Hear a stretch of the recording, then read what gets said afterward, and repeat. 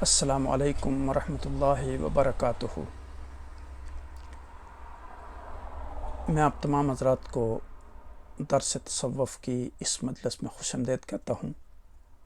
آج ہم انشاءاللہ تصوف اور زہد کے موضوع پر گفتگو کریں گے۔ جیسا کہ کئی مجالس میں نے عرض کیا کہ تصوف اصل میں اخلاق کی پاکیزگی، دل کی طہارت، باطن کی صفائی، آخرت کی فکر، قلب کی طہارت اور دنیا سے بے رغبتی کا نام ہے۔ انسان کے دل میں جہاں اللہ تعالیٰ کی ذات سے محبت اور رسول صلی اللہ علیہ وسلم کی ذات سے محبت اور رسول صلی اللہ علیہ وسلم کی اطاعت کا جذبہ پیدا کرتا ہے، وہی تصوف انسان کے اندر تحمل، برداشت، صبر، حسن اخلاق، رواداری اور خدمت خلق کی طرف بھی انسان کو راغب کرتا ہے۔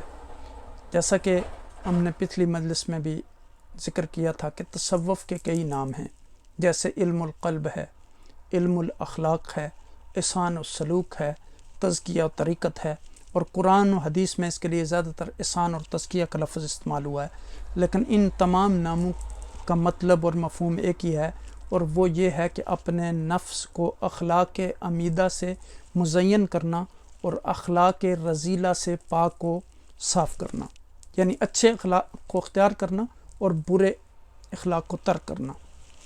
قرآن و سنت سے ہمانگی تصوف اسلام کے جمالیاتی پہلو کا ترجمان ہے، اور اس کے ذریعے بعض اوقات اسلام کی شان جمال کا بھرپور ظہور ہوا ہے۔ اس کا تابناک اور روشن حصہ وہ ہے جو قرآن و سنت سے ماخوذ یا ہم آہنگ ہے۔ اللہ سبحانہ و تعالیٰ نے قرآن حکیم میں صادقین، صابرین، اولیاء، ابرار وغیرہ ناموں سے اپنے نیک اور صالح بندوں کا ذکر کیا ہے۔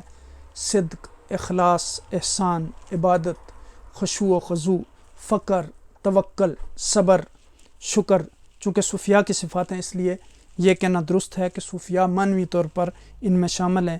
اسی طرح قرآن حکیم میں توبہ، انابت، اخلاص، صبر، شکر، رضا، توکل، قرب، خوف، رجا، مشاہدہ، یقین وغیرہ کی تعریف آئی ہے۔ یہی چیزیں تصوف میں احوال یا مقامات کہلاتی ہیں۔ تو اس کے علاوہ قرآن میں دنیاوی زندگی کو لہو و لعب اور دھوکے کی پنجی قرار دیا گیا ہے۔ وَمَا الْحَيَاةُ الدُّنْيَا إِلَّا لَهْوٌ وَلَعْبٌ۔ تو یہ چیز تصوف کی اساس ہے، اور قرآن حکیم میں اخلاص حسنہ پر زور دیا گیا ہے، اور یہ سب کو معلوم ہے کہ تصوف حسن اخلاق کا دوسرا نام ہے۔ جس طرح کہ شاہ ولی اللہ دہلوی رحمہ اللہ نے فرمایا، قسم ہے ذات کی جس کے قبضے میں میری جان ہے کہ یہ تیسرا فن مقاصد شریعہ کے ماخذ کے لحاظ سے بہت باریک اور گہرا ہے، اور تمام شریعت کے لیے اس فن کی وہی حیثیت ہے جو جسم کے لیے روح کی ہے اور لفظ کے لیے معنی کی۔ مطلب یہ کہ تصوف کے بغیر نہ شریعت زندہ رہ سکتی ہے اور نہ دین سلامت رہ سکتا ہے۔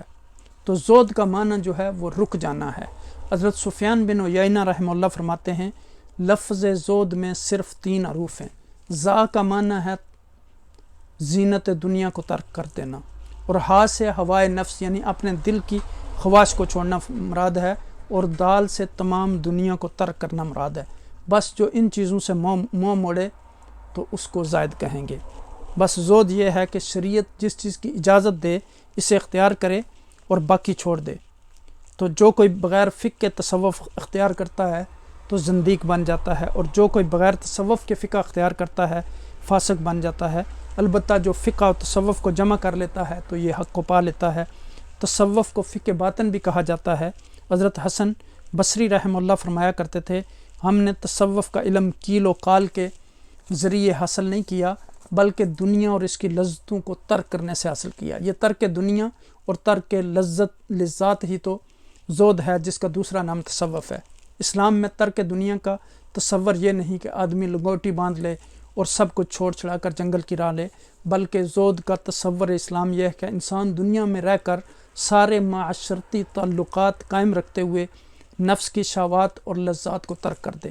اس نظریے کی تائید حضرت سیدنا ابوبکر صدیق رضی اللہ تعالیٰ عنہ کی اس دعا سے ہوتی ہے کہ اللہم ابسط لی الدنیا و زہدنی فیہا، اے اللہ دنیا میرے لیے کو سیدھا کر دے اور پھر مجھے اس سے بچا کے رکھ۔ سبحان اللہ، یہ کتنی خوبصورت دعا ہے۔